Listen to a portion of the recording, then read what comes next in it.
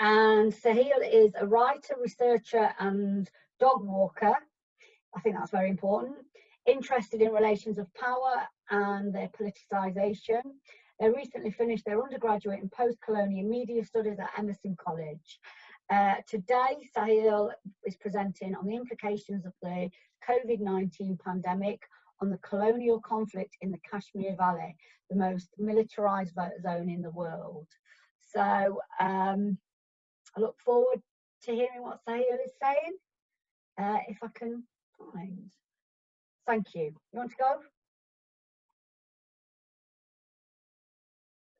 The COVID-19 pandemic has brought the global economy to its knees. In a desperate attempt to reignite the machine, prominent capitalist nations such as the United States have resorted to withholding, manipulating, and even falsifying testing data. Such insidious lengths in the service of economy are rooted in the competitive nature of capitalism, which prioritizes labor value and its extraction over the laborer. While the current pandemic has cost the global economy billions, with an unprecedented number of people filing for unemployment, I will be focusing on Indian-occupied Kashmir, which saw over $2.4 billion in losses as of mid-December 2019. This loss came less than 4 months after India revoked Kashmir's special constitutional status through the abrogation of constitutional articles 370 and 35A, and even before the pandemic had impacted the global economy. India, as a capitalist nation, depends on ceaseless resource extraction to sustain itself, and thus demands ceaseless expansion.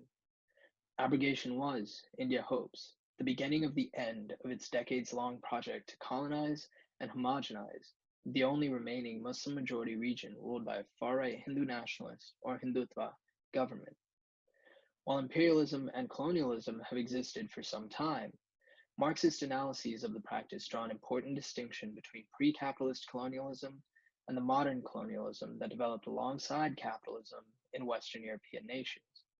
Dominated by Britain, the principal imperialist power of the day, this modern colonialism constructed relationships of economic dependency upon the colonial power and was thereby more aggressive and insidious in nature.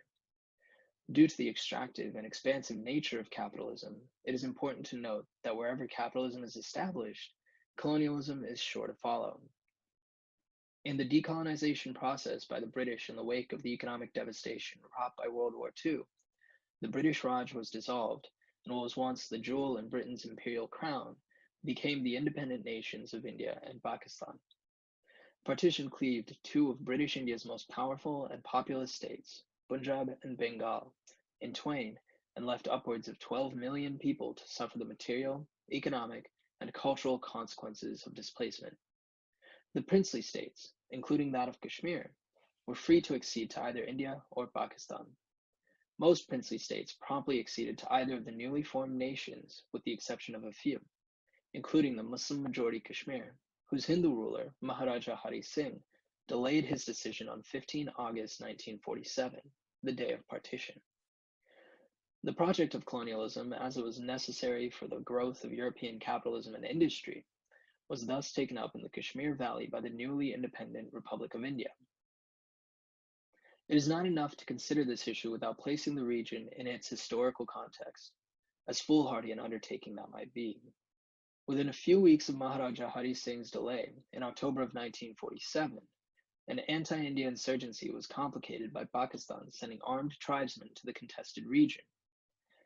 The resultant violence against locals led to the Maharaja signing the Instrument of Accession, on provision of an eventual plebiscite to ensure Kashmiri self-determination, in exchange for India's help in dispersing the revolt and invasion, in turn leading to the First Indo-Pakistani War.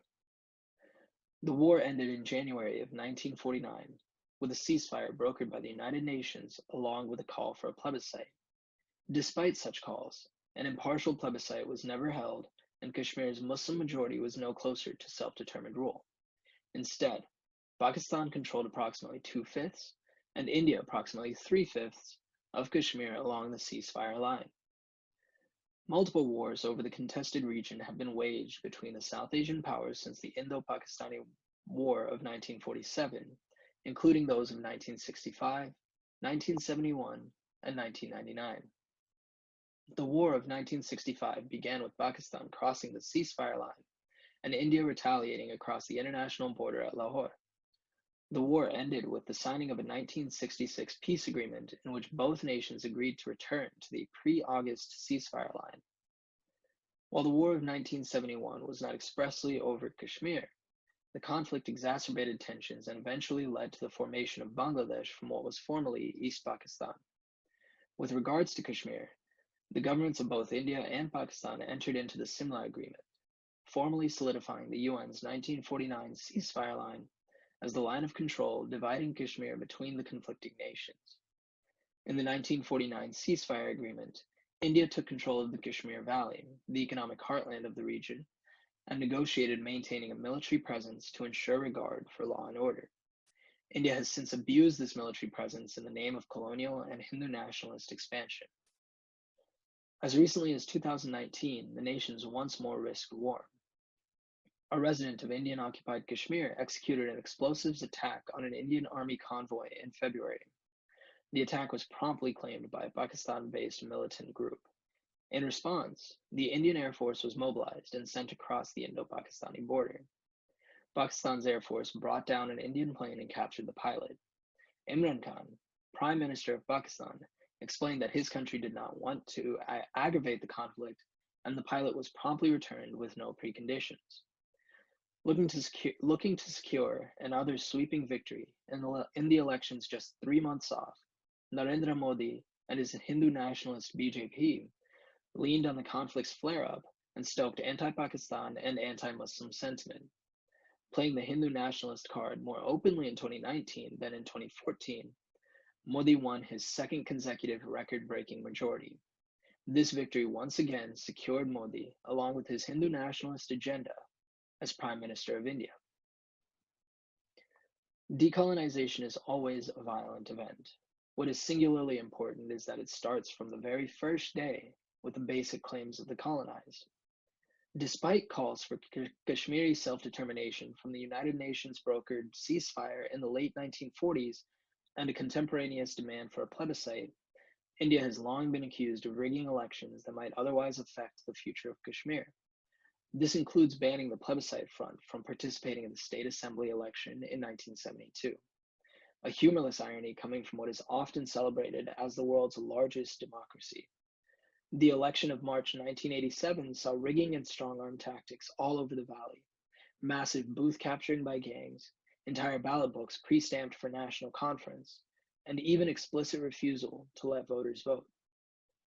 The People's Conference and their leader, Abdul Ghani Lone, showed much electoral promise in preliminary surveys, as did the Muslim United Front. However, in the wake of the election results coming out in apparent favor of the JKNC, Lone said, "This simply deepens people's feelings against the government of India. If people are not allowed to cast their votes, where will their venom go except into expressions of anti-nationalist feelings?" Within 2 years, he was proven correct.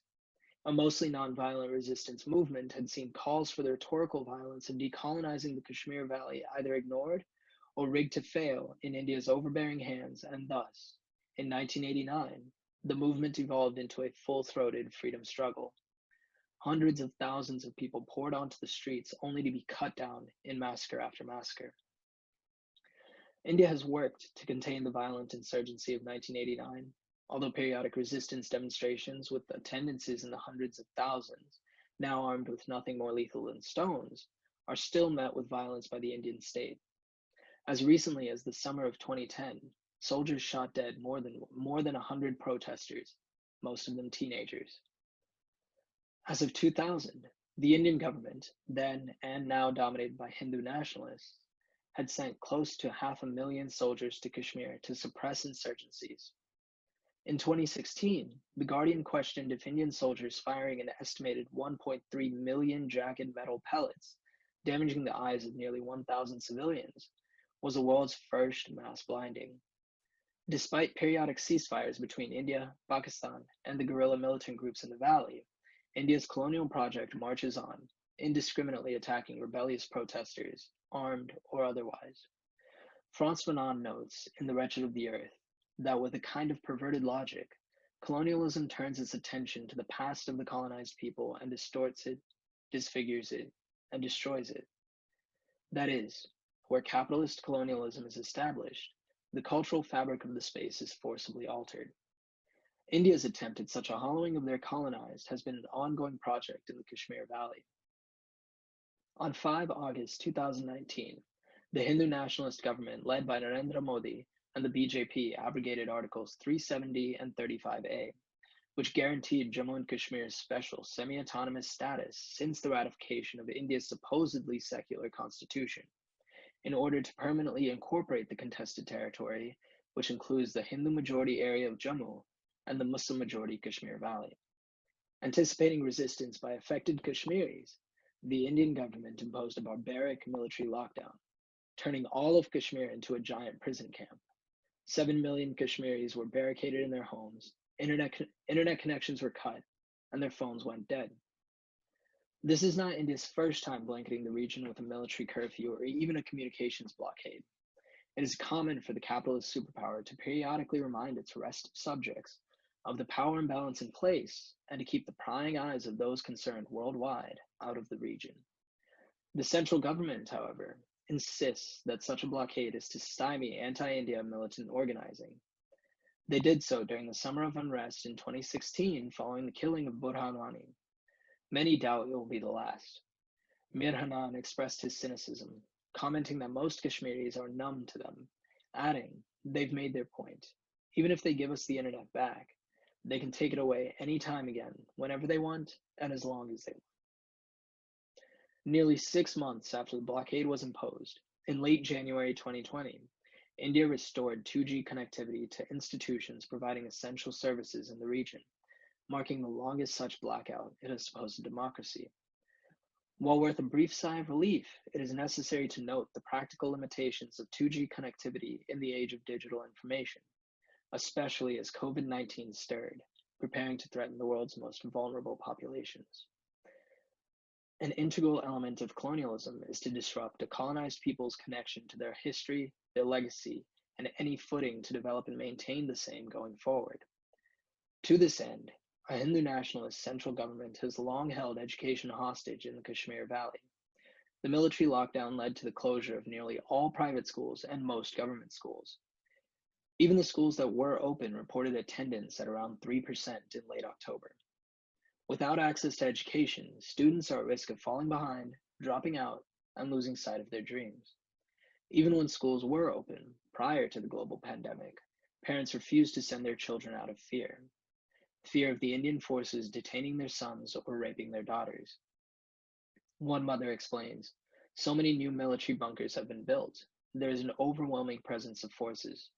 We don't want to send our children to schools in this tense atmosphere."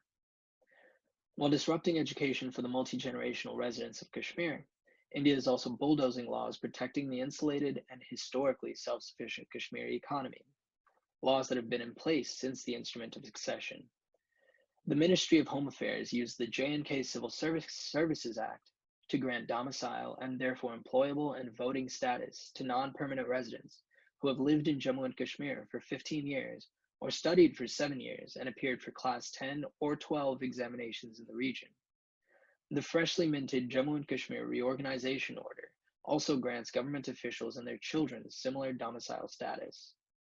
Paving the path for residential occupation of the region is complemented by India's opening up of forest land for exploitation by corporate industrial interests, echoing moves by Bolsonaro's administration in Brazil over the Amazon rainforest.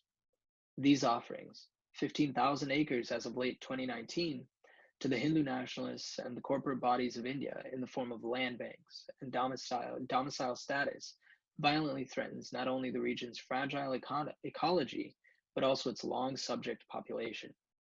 The demographic flooding implied by the act will also allow non-Kashmiris to influence the outcomes of any potential referendum or plebiscite, long called for by the people of Kashmir and international bodies, even one organized by a supposedly objective third party. Such anxieties are not new for the people of the valley. In 2008, India transferred 100 acres of forest land to the Amarnath Shrine Board in order to establish shelters and facilities to accommodate Hindu pilgrims. What was once, pre-1989, a pilgrimage of approximately 20,000 grew into more than 500,000 within 20 years. Despite the land transfer's eventual revocation, the move was seen as the initiation of an elaborate plan to actively change the political and social demography of the region.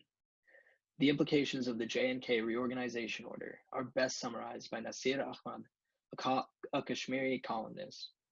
Removal of Article 370 was theory. Here comes the practical part now. The objective always was to turn the Muslim majority in the region into minority, and India has set about accomplishing it, not even waiting for the coronavirus pandemic to pass. Mr. Ahmad hints at the additional pressure on the already vulnerable population of the Kashmiri Valley as precisely what Hindu nationalists look to capitalize on. India recorded its first case of COVID-19 on 30 January 2020, but didn't declare a lockdown until 24 March. It was, much like the decolonization of British India, haphazard and rushed. With less than 12 hours to prepare for a police-enforced lockdown, India's 1.38 billion people were running out of food, running out of money, and trapped away from families. In the capital city of New Delhi, state police used the lockdown and threat of the coronavirus to disperse the longest-running protest against the recent Citizenship Amendment Act, legislation that threatens the citizenship status of Muslims. Rather than heeding calls by the United Nations for a freeze on all global conflicts in order to focus efforts on containing and combating the pandemic, far-right governments, including Narendra Modi's Hindutva administration, are taking this as an opportunity to further marginalize already marginalized populations. For the people of the Kashmir Valley, the lockdown of 24 March was nothing new. Epitomizing the adage, out of the frying pan and into the fire, the COVID-19 lockdown saw the region returning to heightened scrutiny and state-sponsored repression. The task of establishing the World Health Organization's guidelines for the COVID-19 pandemic have been relegated to the occupying Indian forces. This force, historically acting in a settler colonial capacity, has defaulted to maintaining the lockdown the only way they know how: violence. Overlapping with a 7-month-long lockdown following abrogation, this places Kashmir under an ongoing military lockdown for what will be a year this August. Such a stranglehold on the region is an attempt by the world's largest democracy to normalize their approach of rule by force. The Indian government has claimed before that their military occupation is to maintain law and order, and now, with the COVID-19 lockdown in place, has added claims of ensuring public health and safety to their multifaceted rhetorical acrobatics. Where social distancing is possible, the military makes sure to intervene. Under the guise of hunting anti-India insurgents, the occupying forces indiscriminately raze civilian homes and thus force families into tighter and tighter spaces. The fact remains that precautions that could have been followed in our homes can't be followed in the houses of others, says Taslima Jan, who lost her home in the violence and was forced to move in with her brother and his family. Now there is a risk of exposing everyone who's packed into Taslima's brother's home to the virus. Such cases are all too common in the most militarized zone on earth. The Hindu nationalist government of India claims the current lockdown is to help prevent the spread of COVID-19. However, their actions show that they are hell-bent on decimating the Muslim population. The dual threats of the pandemic and the roving military forces weigh on the population's collective psyche, which the government has capitalized on. They have weaponized the risk of contracting the virus, ensured that the healthcare system, with a doctor-patient ratio of 1 to about 3,900 compared to the WHO's recommended 1 to 1,000, is ill-equipped to handle the potential scale of an outbreak, and are now leveraging this fear to have civilians report on their neighbors' travel history. This is mukbiri, the loathed practice of locals informing Indian forces about the presence of militants, often for a cash reward. Just that it is being asked and done the legitimate way now, was a common but short-lived joke in the region. The district magistrate of Srinagar, Shahid Choudhury, has been using heat maps and phone trackers to locate so-called COVID suspects since 10 March, 14 days before the central government issued lockdown orders. His administration has also established digital platforms encouraging civilians to file reports against their neighbors for violating the strict quarantine orders.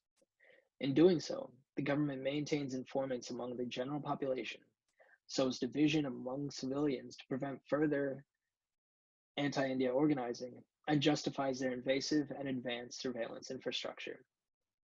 The continued throttling of internet speeds, even now, as the pandemic rages on, serves multiple functions in the Hindu nationalist project.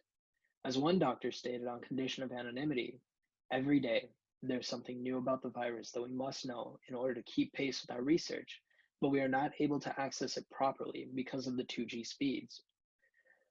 Preventing doctors from accessing integral and constantly updated research, one doctor reported it taking over an hour for a 24 megabyte download to fail, means they cannot provide appropriate care to COVID-19 patients, nor take the necessary precautions to prevent contracting the disease themselves.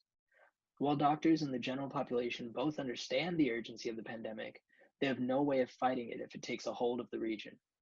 As one veteran doctor said, again, on condition of anonymity, if it happens here, we will be devastated.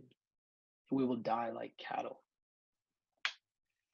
The limited connectivity in the region is not the only way the state is undermining doctors. They're also threatening those who speak out about the mishandling of the pandemic. On 1 April, the same day as the Ministry of Home Affairs issuance of the Jammu and Kashmir reorganization order, the Directorate of Health Services in Kashmir announced that henceforth strict action will be initiated against such elements who resort to such uncalled for reporting to media. Any person disobeying any regulation or order made under the Epidemics Diseases Act 1897 shall be deemed to have committed an offense punishable under Section 188 of the Indian Penal Code. Under this order, doctors, key figures in controlling the virus the world over, are barred from speaking with journalists, lest they suffer jail time. Gauhar Gilani cites one example of a doctor who was very vocal in his demands for PPE and ventilators and was very promptly silenced. We are at the forefront of this battle against coronavirus. If you tie our hands and tongues, the ship is bound to sink, said a doctor in Srinagar, on condition, of course, of anonymity. Doctors are not allowed to speak out and are not allowed to access life-saving information. The only informed party in Kashmir is therefore the government and its agents. Using this monopoly on information, the administration has made itself hyper-visible, attracting praise by offering any information, including a once-a-day one-way communique that gives all the statistical data. The Hindutva government has, through strict and unjust lockdown measures, secured itself as the only trustworthy source of information on the pandemic, and they are consciously withholding what doesn't serve their violent ends. Doctors are not the only people under threat of detention for speaking out against the government as the pandemic roils on.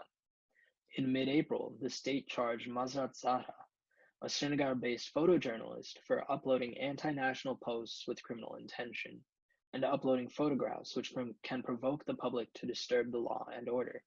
Ms. Zahra said that the arrest was a stern message to the whole journalist fraternity in Kashmir. If they could book a female journalist, imagine what they could do to male journalists, she said. This results in even less people, whether doctors or civilians, willing to speak to the press.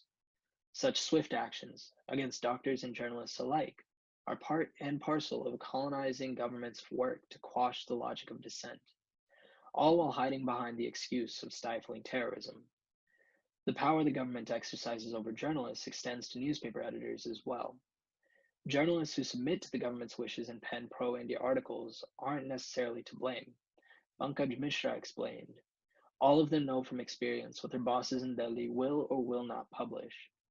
And so, while the lockdown threatened over 500 million unhomed, misplaced, and neglected people, the pro-India, anti-Muslim media rallied against an Islamic missionary organization for holding a meeting in early March, prior to Modi's 19-March call for social distancing and unknowingly becoming India's first super spreader of the virus.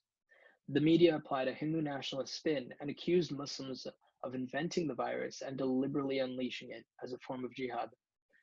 The various threads of colonial disruption and displacement have been at work in Indian-occupied Kashmir for over 3/4 of a century.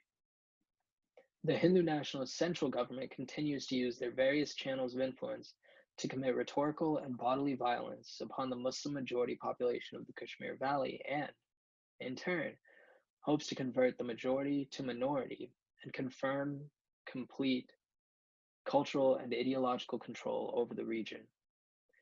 Internally and externally, India's Hindu nationalist government and its state agents are stoking anti-Muslim flames, smoldering in the historical conflict between the two religions. This is not the only place such atrocities are going on. The world over, far-right nationalist governments are using the current pandemic to expedite their various projects of colonial occupation and hegemonic rule. Arundhati Roy offers that this pandemic is a portal to the next world. She invites us to leave our baggage in this one and come together to imagine this other world. To do so, we must expose, acknowledge, and condemn the machinations of capitalism that have brought us here, including Hindu nationalism's ongoing efforts to cleanse the Kashmir Valley of its Muslim-majority population. We must be ready to fight for a better world, and in doing so, we must condemn India's attempts to secure the jewel in their own imperial crown. Thank you. So thank you so much for that. What we can do is come back at the end with any more questions for Sahil.